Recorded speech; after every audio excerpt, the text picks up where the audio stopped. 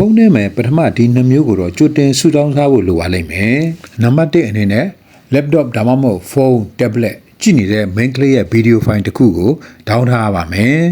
။နံပါတ်2အနေကတော့ comment တွေပြထားတဲ့စာမျက်နှာကိုရိုက်ထားတဲ့ screenshot ကိုဖုန်းနဲ့တင်ထားပေးထားရပါမယ်။အဲ့ဒီ2မျိုးရှိထားပြီးပြီဆိုရင်တော့ဖုန်းထဲကို CapCut app တော့ down ထားဖို့လိုပါလိမ့်မယ်။အဲ့တော့ CapCut app ကိုတော့အများသိတဲ့အတိုင်းပဲ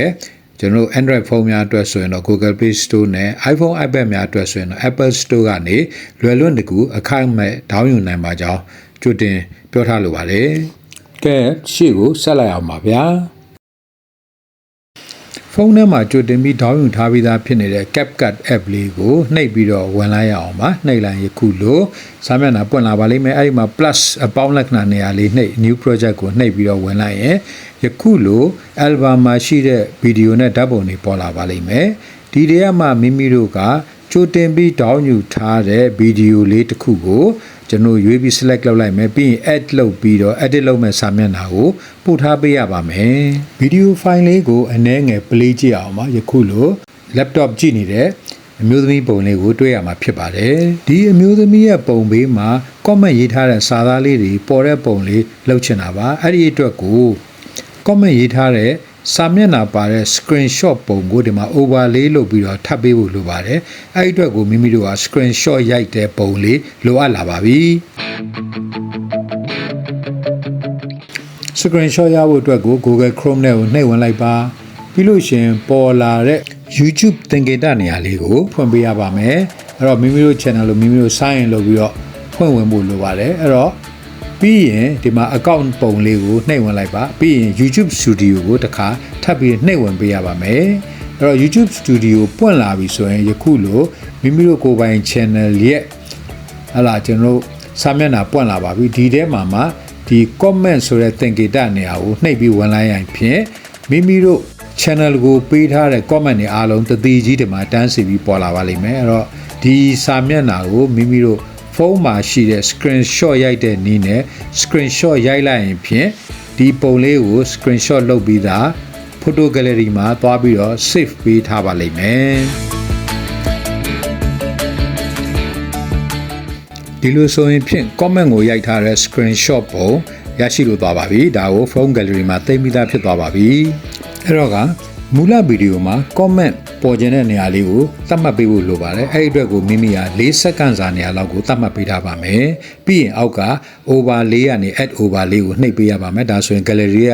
ရွေးစရာပေါ်လာပါလိမ့်မယ်ဒီချိန်မှာ Sona ကရိုက်ထားတဲ့ screenshot ရိုက်တဲ့ပုံလေးကိုကျွန်တော်ရွေးပေးရပါလိမ့်မယ် add လုပ်ပြီးတော့ edit လုပ်မဲ့စာမျက်နှာပို့ပေးလိုက်ပါ screenshot ရိုက်ထားတဲ့ပုံလေးကနည်းနည်းပြနှမ်းနှမ်းလေးဖြစ်နေတဲ့အတွက်သူ့ကို adjust ထဲဝင်ပြီးတော့မိမိတို့က color ဖြူသွားအောင်ချိန်ညှိပေးဖို့လိုပါလိမ့်မယ်ဒါကြောင့် adjust ထဲဝင်မယ်ပြီးရင် brightness တို့ contrast တို့ပေါ့နော် saturation တို့ဒါတွေကိုနှိပ်ပြီးတော့နည်းနည်း color လေးဖြူသွားအောင်ချိန်ညှိပေးရပါလိမ့်မယ်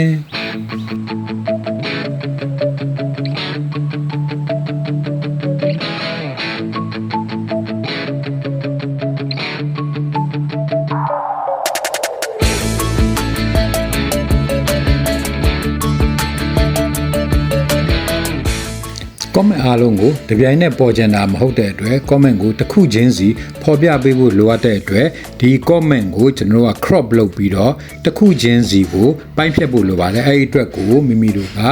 အောက်က option တွေကနေပြီးတော့ကျွန်တော် transform ကိုသွားမယ် transform ကနေပြီးတော့ resize ကိုသွားမယ် resize ကိုနှိပ်လိုက်ပြီးဆိုရင်ဖြင့်မိမိတို့ကခုန comment စာမျက်နှာကို screenshot ရတဲ့စာမျက်နှာကိုဘယ်လိုမျိုးပိုင်းဖြတ်ချင်ပါတယ်တစ်ခုချင်းစီပိုင်းဖြတ်လို့ရအောင် comment ကိုတစ်ခုချင်းစီတစ်ခုလိုချိန်ဆပြီးတော့အပိုင်းလိုက်လေးတွေဖြတ်ထုတ်ဖို့အတွက်ကိုဖြတ်ပိုင်းပေးရမှာဖြစ်ပါတယ်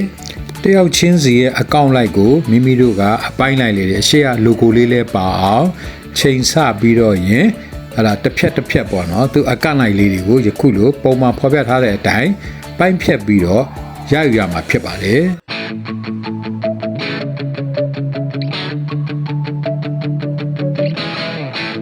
recycle လုပ်ပြီးတော့ပိုင်းဖြတ်ပြီးသွားပြီဆိုရင်အခုလိုရုပ်ပေါ်မှာပေါ်လာပါလိမ့်မယ်အဲ့ဒီရုပ်ပုံရဲ့မိမိတို့ဟာလာဘယ်ဘက်အချမ်းတို့ညာဘက်အချမ်းတို့မှာနေရာချပေးဖို့လိုတဲ့အတွက်ယခုလိုဟာလာခေါင်းလေးရဲ့ဘေးနာဘယ်ဘက်ဘေးနာမှာအသာလေးနေရာချမယ် comment ဆန္ဒလေးကအရန်သိရင်လည်းအညိုးလက်မလေးသုံးပြီးချဲ့ပြီးထားပေးလိုက်မယ်ပြီးတော့တခါ comment ဆန္ဒပေါ်ရမှာလည်းပဲရိုးရိုးထက် animation ထည့်ပြီးတော့ပေါ်ပေးတာပိုကောင်းတဲ့အတွက်အောက်ဘားတန်းက animation ကိုရွေးပေးရပါလိမ့်မယ်အဲ့တော့ animation ရွေးပြီးပြီဆိုရင် INN အုပ်စုတဲက zoom 2ကိုဒီမှာတော့တင့်တော်မဲ့ထင်လို့ zoom 2ကိုရွေးချယ်ပြီးတော့အသုံးပြုပေးလိုက်ပါမယ်အဲ့တော့ zoom 2ကို select လုပ်ပြီးတော့အမှန်ချစ်နေရာနှိပ်ပြီးတော့ထွက်ပေးလိုက်ပါမယ်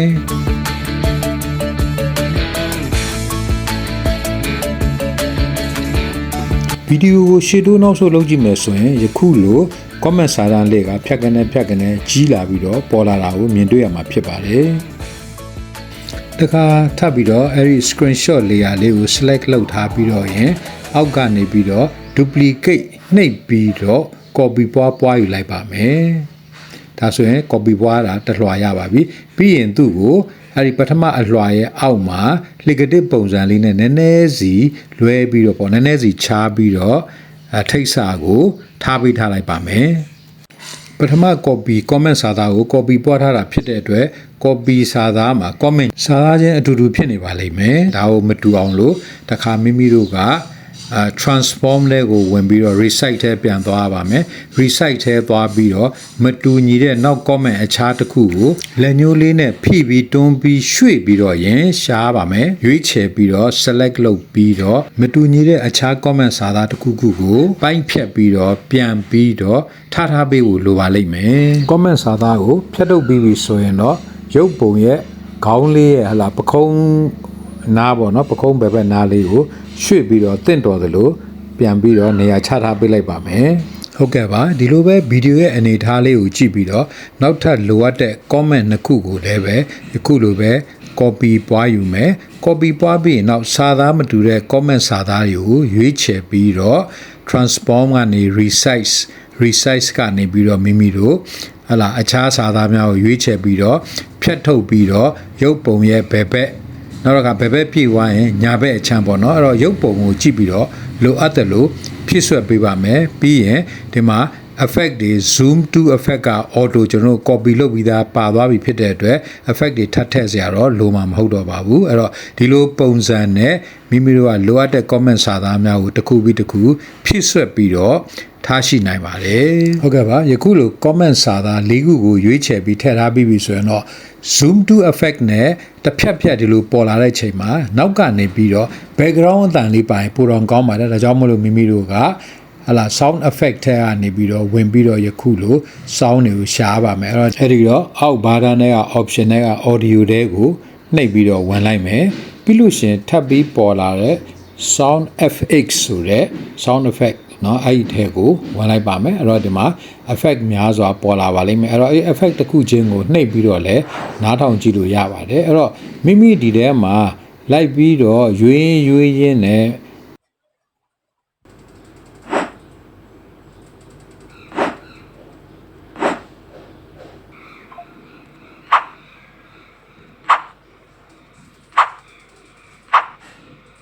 ဒီဝှဆိုတဲ့အတန်ကိုနှစ်သက်တယ်ဆိုရင်ဖြင့်ဒီအပေါင်းလက္ခဏာနေရာလေးကိုနှိပ်ပေးရပါမယ်ဒါဆိုရင်ဒီအတန်လေးဟာမိမိတို့ရဲ့ဗီဒီယိုရဲ့ edit လုပ်တဲ့စာမျက်နှာကိုအလိုလျောက်ရောက်ရှိလို့လာပါပြီပြီးရင်မိမိတို့ကဒီ comment စာသားကဒီမှာ၄နေရာ၄ခုကျွန်တော်ဖော်ပြပေးထားတဲ့အတွက်ဒီအတန်ကိုလည်းပဲကျွန်တော်၄ချိန်တီ copy ပွားထားဖို့လိုပါလိမ့်မယ်ဒါကြောင့်မလို့အောက်ကကျွန်တော် select လုပ်ပြီးတော့ duplicate နေရာနှိပ်လိုက်တစ်ခါပွားလိုက်နောက်တစ်ခါ select လုပ်လိုက် duplicate နှိပ်လိုက်တစ်ခါပွားလိုက်နဲ့၄ချိန်တီဒီဟာကိုပွားထားပေးဖို့လိုပါတယ်အဲ့တော့၄ချိန်တီပွားထားပြီးပြီဆိုရင်ဒီကျွန်တော် comment စာသားလေးပေါ်တဲ့နေရာလေးနဲ့အတန်တွက်နဲ့ကိုက်အောင်ချိန်ညှိပြီးတော့တစ်ခါထားပေးဖို့လိုပါလိမ့်မယ် copy ပွားထားတဲ့နောက်ခံ sound effect ကို message ထွက်ပေါ်လာတာနဲ့ကျွန်တော်ဒီ comment စာသား message ထွက်ပေါ်လာတဲ့တပြိုင်နဲ့နောက်ကနေအတန်မီအောင်ကြတော့ကျွန်တော်ဘယ်လိုချိန်ညှိပေးရမလဲဆိုရင်ကျွန်တော်တို့ဒီမှာဗီဒီယိုလေးကိုနည်းနည်းလေးတွန်းကြည့်မယ်တွန်းကြည့်ပြီး message ပေါ်လာပြီဆိုတာနဲ့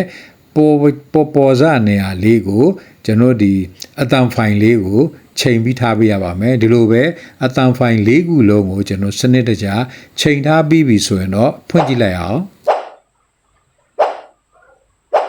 ယခုလို comment message နဲ့နောက်ခံအတန်နဲ့တပြိုင်နဲ့ထွက်ပေါ်လာပါလိမ့်မယ်အဲ့တော့နောက်ကပိုနေတဲ့ရေစာကိုလည်းပဲ select လုပ်မယ်ပြီးရင်အောက်က delete နှိပ်ပြီးတော့ဖြတ်လိုက်ခြင်းအပြင်